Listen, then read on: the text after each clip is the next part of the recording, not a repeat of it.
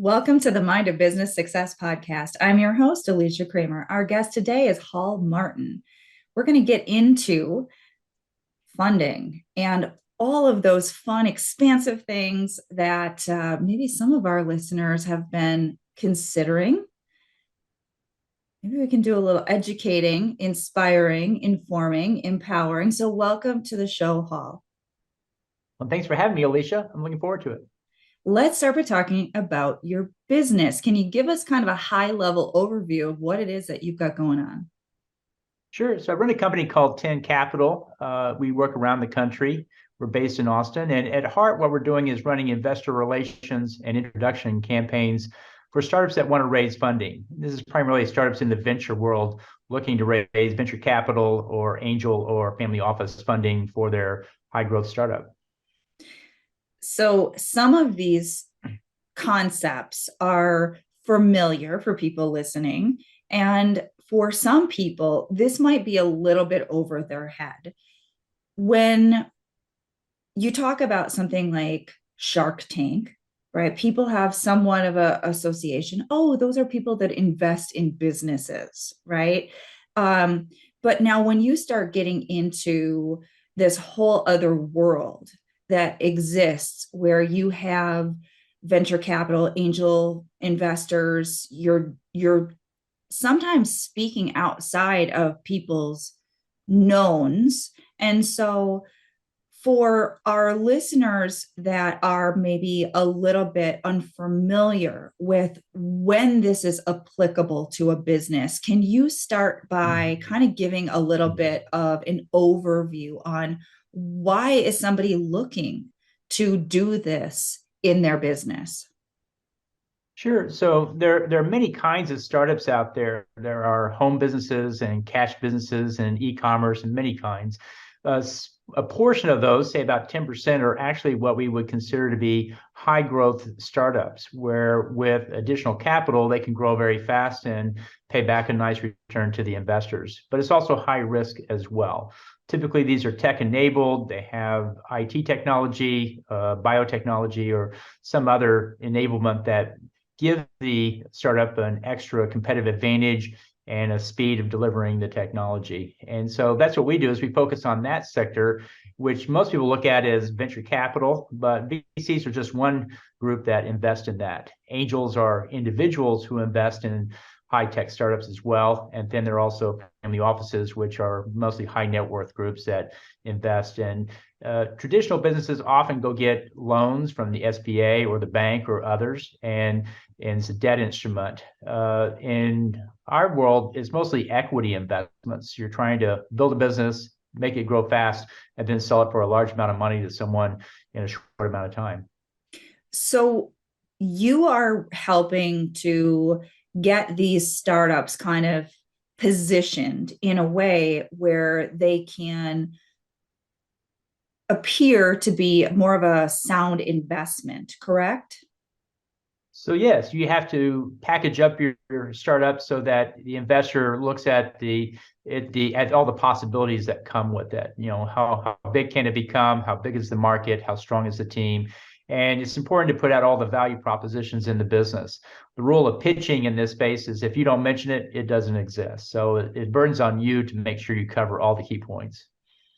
Well, people are not just handing out their money sort of willy-nilly, right? These are oftentimes being, generalizing here, but for the most part, we're talking about sophisticated investors. They're looking at all of the data and making sure that it makes sense for them to take that type of risk. And so the importance of actually positioning yourself in that way obviously is critical.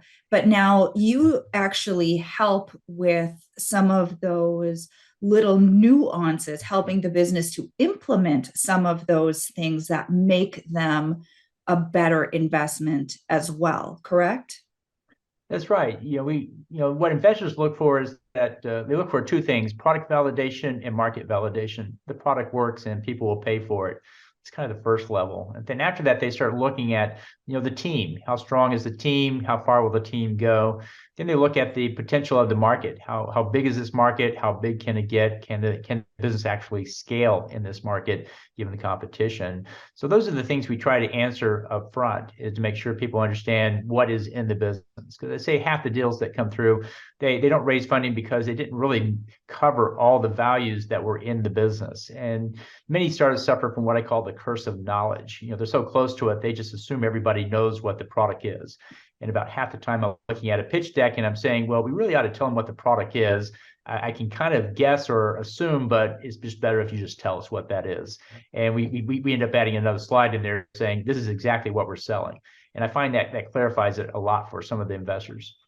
Well, I love that you brought that up because that is so common categorically for all types of businesses. It's almost a cliche that people just have a tendency to expect people to know what their jargon is, what their value is.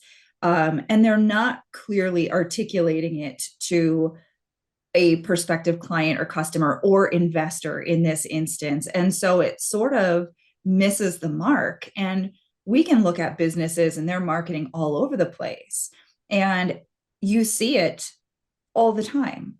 There is a disconnect because there is this assumption that people just know what your value is or what the product is or the service is. And that's part of the reason that I wanted to drill into what you do a little bit more, because sometimes we understand things at a really high level, almost kind of in a superficial way, and we miss out on how valuable something actually is if we don't really understand the depths of what it is.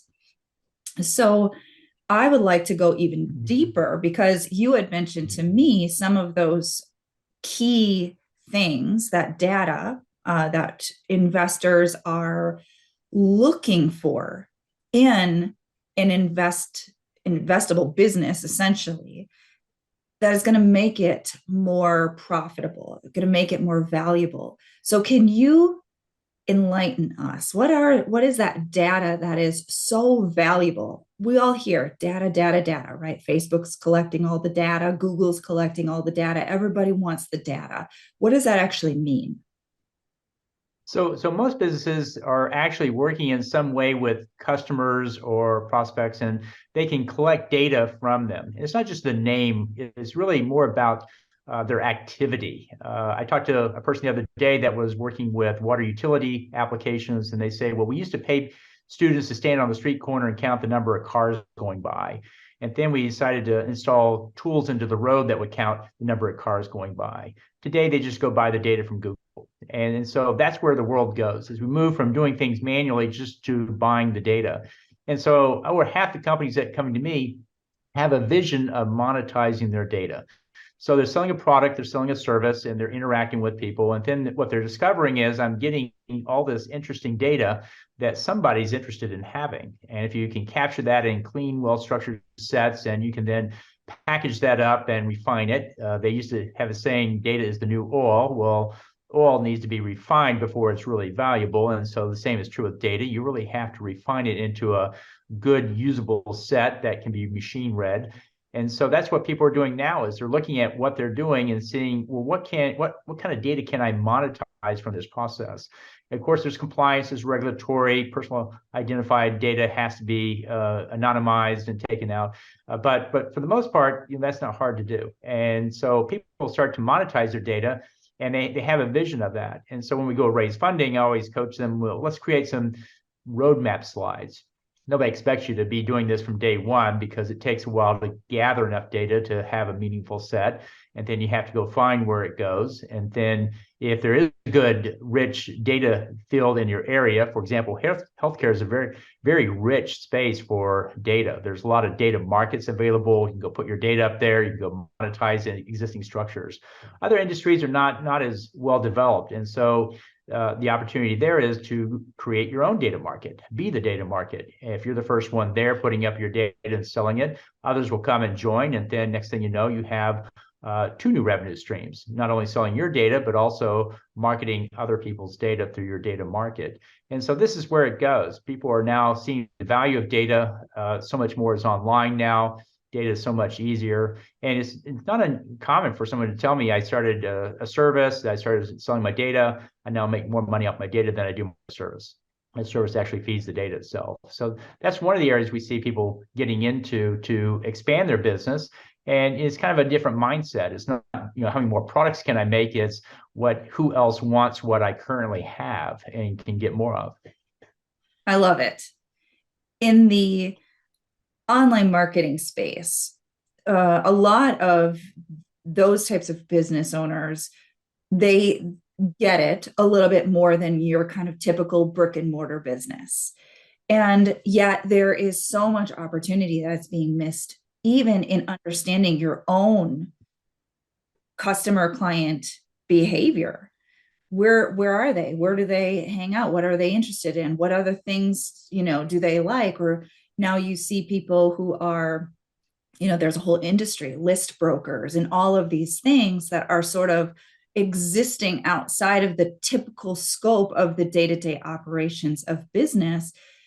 Now, when you're talking about data, and there's obviously a lot of compliance. I'm always seeing, right, these updates. Make sure that you've updated your terms of service and all of this on your website, and you're compliant with this new regulation and that new regulation. But from sort of a layman's perspective, when you're referencing these potential opportunities for increasing revenue in your business by utilizing your data more strategically, what are some examples of that in sort of a practical sense? So what type of data are people able to actually leverage? And I guess, what's valuable to people? Sure. So an example is perhaps e-commerce. If I'm selling my pet food online and I notice that these zip codes have the most users of that pet food, I can go to other people's who want to sell to pet owners and say, well, these zip codes are the ones you want to target. And so you can start to take causal data or correlative data and sell it. I didn't sell anybody's name or phone number. I just said, this is where they are. And maybe if I knew what they read or where they hung out, well, then I could actually sell that as well. So you start giving them information that they can use to help target their marketing efforts more as well. A shop in a busy mall, what you can do is put a camera out front and count how many people come by at what time of day. And then you go back and you can sell that data to all the other mall makers saying, well, between 10 and 12 on Tuesday, Wednesday, Fridays is the biggest traffic time. Okay, well, maybe we should have more people on staff during those times. And then, 9 to 10 on Monday, Wednesday, Thursday, there's almost nobody there. Well, you just put one person in the store and cut your costs because the traffic's going to be much less. So just doing traffic monitoring like that in its raw form can be very helpful to someone running a business in that mall, because now they know when to staff up and when not to. And that's an example of data. You had mentioned something before we started the interview about AI and how it is sort of the hot thing right now. And so I'd like to give it a little bit of time and attention, because it does seem to be gaining a lot of momentum right now. And I would love, from your perspective, where you're seeing your clients utilizing that to further enhance the value of their business. Can you talk for a little bit? Sure. So the value of AI is that they run or they use machine language learning tools. So I could use it in my example of the e-commerce place where they're selling pet food. I could apply it to that group, and the system would learn based on the orders coming in where the key zip codes are, and they could then help me target my marketing into those zip codes because it's learning. If I were to take that same system and sell it to somebody selling toothpaste, the algorithm is the same. It's still looking at the orders, but it's now gathering up the zip codes where the most toothpaste is sold. And so these are systems that can be added to your network to actually get you more and better targeting for your marketing. The key with AI is it takes a lot of data. And if I am using my own data, I can go at one rate. But if I can go to a data market and buy a data set and run it through to quote unquote train my AI system, it'll give me more information and my AI gets smarter about what zip code I should be marketing to because I'm using other people's data as well. And so that's the value of AI is that you need a lot of data to monetize data, and then you need a lot of data to train an AI system. So it has to go data first and then AI second to really start to build that capability up. But there again, you'll see a jump in your company's value if you have AI behind it, because it's going to give you an additional capability that most of your competitors won't have. And that's where it's going very fast, is the technology is improving and showing great promise. And so a lot of people are now moving into it. One of the things you need to do in a fundraise is always attach to a growth story. You look at sectors that are growing very well, blockchain, AI, data, these are growth stories. You want to be related to that somehow. You want to be in that world. So you want to tie to it to get interest from the investors. If I go to a company and say, I just sell e-commerce, that's one thing. You say I'm monetizing my data and I'm using AI tools to improve my marketing. Well, that's a different thing as well. Love it. I want to shift gears just a little bit because one of my favorite things to do in this particular podcast is to speak to entrepreneurs like yourself, the CEO of your company, about your own mindset journey as a business owner. And I'm curious if you're willing to share with us perhaps one mindset shift that you had to make or mindset obstacle that you had to overcome in order to get to where you are today. Well, we originally started in Texas. We were originally called Texas Entrepreneurs Network. We're based out of Austin, and Texas is 10% of the country. And so we started and worked around Texas for a while. And while 10% of the country was a nice size, I decided one day, I was getting calls from outside of Texas in Seattle, Chicago, saying, well, I've talked to everybody in my city, now what? And we were then going and saying, okay, well, I'll take you from Seattle to the rest of the country. And so one of the mind shifts we had to go through was expanding nationally. And it seemed like a daunting task to go across the country. But with the rise of Zoom and all the online tools and how the world has become more online centric, that really wasn't as hard a shift as I thought it was going to be. We did some physical events there for a while before the pandemic. But during the pandemic, we moved online, and now we continue on, and it's still a standard thing. But expanding nationally was really not as hard as I thought it was going to be, and proved to be a big boom because, like I say, Texas is 10% of the country, but the U.S. is 100% of the country, and so it's a much bigger market to go after. I'm curious what your thoughts are on how many people hold themselves back from expanding when they easily could because of their preconceived limiting ideas about how hard it's going to be, or that maybe they're just simply not thinking big enough. They don't even see that it's possible for them. Right. So one mind shift is you can focus on trying to sell more products, or you can focus on taking the same product you have now, but just selling it in more places. And the latter is easier because you don't have to create a new product. You just have to go to further regions. And then even after the US, you can actually sell it in Europe, you can sell it in Asia, you can sell it around the world as well. And even Africa today, that's a growing market in the startup space as well. So the idea is, think where, not what, when you want to expand. What else? Where else can I sell this before I get into what else can I sell? And in some cases, that you'll find that's an easier growth path, especially if it's online, because the cost of getting broader is very low. Excellent advice. So, Hall, how can our listeners learn more about your company and connect with you? Well, the best way to learn about us is through our website. It's called 10 Capital, TEN Capital.group. That's .group. There's no .com on that. The .coms were taken up years ago. But you can learn more about our values, our mission, what we're all about, how we work. And if you need help raising funding, glad to talk with you about it. But we've got a history of 12 years of our own journey that you'll find interesting, helping start in the Austin scene and then grow to the Texas scene and now across the U.S. And it's been a great journey, and learned a lot and made a lot of great friends and contacts over the years, and glad to share that with anybody that's of interest. Awesome.